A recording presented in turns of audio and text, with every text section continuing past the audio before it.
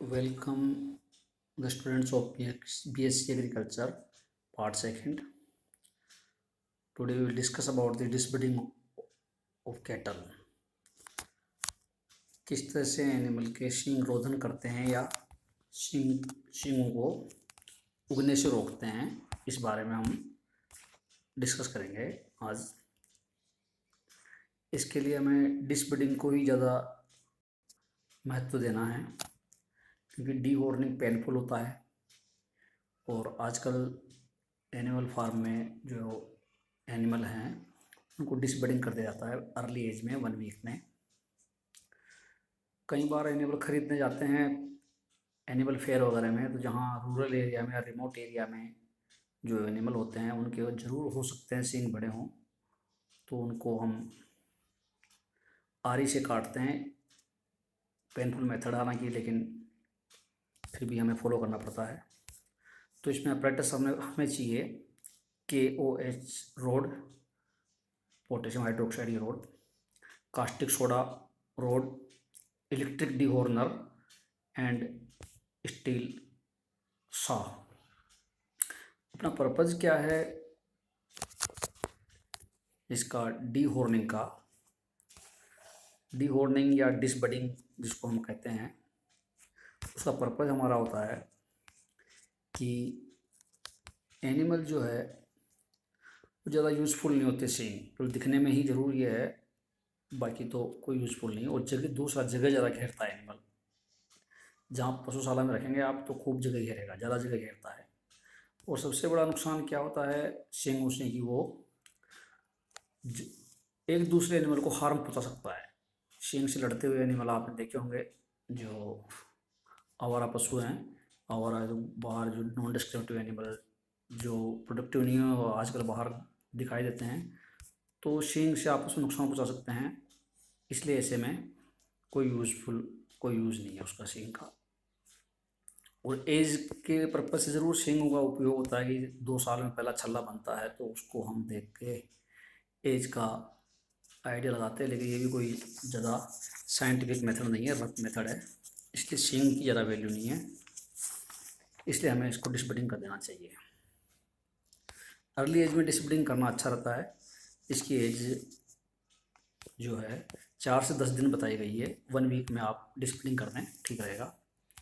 और अक्सर डिसबडिंग करते समय ध्यान रहें कि बरसात का मौसम ना हो, फ्लाइज नहीं हो, डस्ट नहीं हो, नमी ना हो।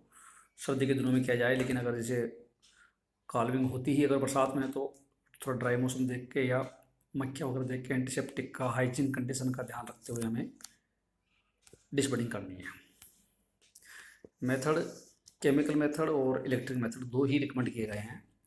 केमिकल मेथड में अपने को ध्यान ये रखना है कि केमिकल जो है वो KOH रोड या कास्टिक सोडा रोड को उस टंग में पकड़ के, हाथ से पकड़ने की टंग होती है उसमें अच्छी तरह पकड़ के उसको यूज़ करना चाहिए। हाथ नहीं लगाना चाहिए डायरेक्ट, या दस्ताने पहन के करें। अगर जैसे टंग से कई बार फिसल जाती है या गिर जाती है, अच्छी तरह से रब नहीं कर पाती है, तो ऐसे केस में थोड़ा उसको हाथ से दस्ताने पहन के, अच्छा डबल दस्ताने ग्लोव्स पहन के आप सींगों पर रगड़ सकते हैं। उसका तरीका ये है कि जो एनिमल को सर्विस क्रेट में खड़ा करें, साधारण भाषा में जिसको अडगड़ा बोलते हैं, उसमें खड़ा करके एनिमल पे टाइट कर दें, बांध दें अच्छी तरह से, और उसके सींग को रब कर दें। रब करेंगे तो ये ध्यान रखें कि रब करते समय एनिमल से जो ब्लीडिंग या कुछ भी केमिकल जो है वो डिस्चार्ज निकलता हुआ आँख वगैरह में नहीं जाए, इस बात का आपको ध्यान रखना है। तो चारों तरफ से बाल वगैरह को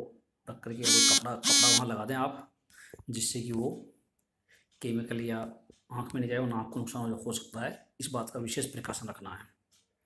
इलेक्ट्रिक मेथड में ये दिक्कत नहीं आती, लेकिन केमिकल मेथड में ये दिक्कत रहती है कि ब्लीडिंग जो है केमिकल वाली होती है, कास्टिक सोडा की या KOH रोड की, तो वो आँख में जा सकती है, तो आँख को डैमेज कर सकती है, नुकसान पहुँचा सकती है। आपको इस बात का ध्यान रखना है। इलेक्ट्रिक मेथड बेस्ट मेथड कहलाता है। इसमें इलेक्ट्रिक डीहॉर्नर यूज करते हैं, जैसे कि आपको इसमें डायग्राम में दिखा रखा है, ये इलेक्ट्रिक डीहॉर्नर है। इस इलेक्ट्रिक डीहॉर्नर को करंट में लगा के ऑटोमेटिक, आजकल ऑटोमेटिक मिलते हैं जो ऑटोमेटिक वो दिखा देता है कि गर्म हो गया। आप उसको इलेक्ट्रिक डिहॉर्नर को नई बर्ड पे 30 सेकंड तक इसका माना गया, 30 सेकंड तक रखते हैं तो बर्निंग थोड़ी सी स्टार्ट हो जाए, तो उसके बाद उसके ऊपर की जो वेन है वो जल जाए, जिससे कि ग्रोथ नहीं हो पाए। एक बार ही करना पर्याप्त होता है, लेकिन आपको लगे कि थोड़ा सा ब्लड हल्का सा चमक जाए और जल जाए, उसकी बर्ड्स की जो है वो जल जाए, उस केस में आप उसको अलग कर सकते हैं। तो 30-30 सेकंड के स्लॉट पे 2 बार आप सिंक पे रख दें तो कंफर्म हो जाता है कि डिसबडिंग हो चुकी है। इसको ब्लडलेस मेथड भी बोलते हैं और ये मेथड ज़्यादा पॉपुलर है, अर्ली एज में हो जाता है। दोनों मेथड केमिकल मेथड और इलेक्ट्रिक डिहॉर्नर मेथड में, डिसबडिंग मेथड में डिसबडिंग करने के बाद में एंटीसेप्टिक हीमेक्स या बेटाडीन का पेंट कर दें, लेप लगा दें, और उसके बाद में हल्का सा चारों तरफ कपड़ा बांध दें, जिससे कि वो केमिकल या कुछ चीज़ आँख में नहीं जाए। आँख का बचाव करना है, आपको विशेष ध्यान रखना है। और जैसा कि मैंने बताया आपको कि ये जैसे PDF में दे रखा है डिहॉर्निंग सॉ से अपन सींग काटते, तो सींग काटते समय ध्यान रखें कि एनिमल को 2 आदमियों की ज़रूरत पड़ती है, क्योंकि एनिमल पेनफुल होता है, इसलिए काटते समय ध्यान रखें। और उसके बाद में उसको अच्छी तरह से एंटीसेप्टिक क्रीम लगाएं और किसी अच्छी पट्टी कर दें, और एनिमल को 2 दिन तक दूसरे एनिमल से अलग रखें। अच्छा चारा दाना, हेल्दी चारा दाना खिलाएं।